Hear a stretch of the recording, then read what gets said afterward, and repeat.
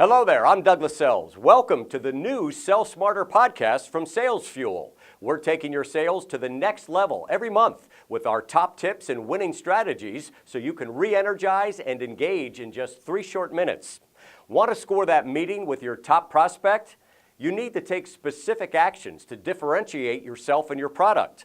Ryan Warner with Salesforce points out that most reps limit themselves to email and the phone when they reach out to prospects and give up after 2 attempts. Warner offers some tips to stand out.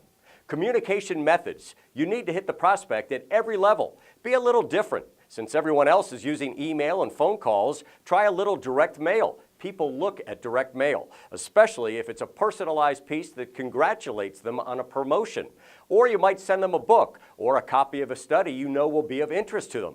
Even if they don't take action on what you send them, prospects will remember your name or your company or product name when you reach out again a few days later via email or telephone. Communication timing. The second major strategy recommended by Warner is timing. Soon after you send out your mailing, start following your prospect on social media and share his posts. Do this for several days, but also send an email. Your first sentence should be about something that interests your prospect, nothing about you. Then you can move into your pitch and ask for a meeting. By the start of your second week, make calls. Warner recommends reaching out between 4 and 5 p.m. If you don't get a response, reach out again in the next day or two between 8 and 9 a.m. You'll be most apt to catch people at their desks then. If after the second and third time to try to get a response, the prospect still hasn't responded, Warner doesn't like to give up. He tries to connect with a different person in the organization. Give these tips a shot to reach your prospects.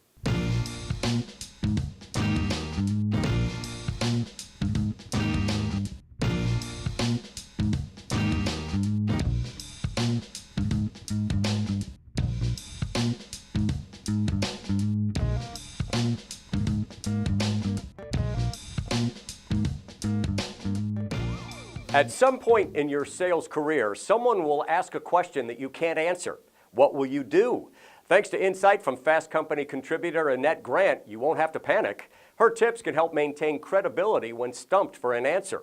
One suggestion is to project your answer into the future. When asked about an unfamiliar topic, you'll likely stumble trying to think of a thoughtful response, or you might ramble and try to come up with a past experience only to flounder. Instead of getting tied up recounting past experiences, you can answer more hypothetically and strike a positive forward-looking note at the same time, she explains. Another tip is to show gratitude for the question. Any question that provokes a new way of thinking is valuable. Be honest about your inability to answer. Explain that you'll need to look into it and offer thanks for the opportunity to learn. Doing so shows your commitment to getting him or her an answer and credits the buyer for asking a valuable question. These are just 2 examples to give you guidance for those moments when you just don't have an immediate answer. That's it for this edition of the Sell Smarter podcast. Remember, you can always get more great insights every day at salesfuel.com and the SalesFuel mobile app.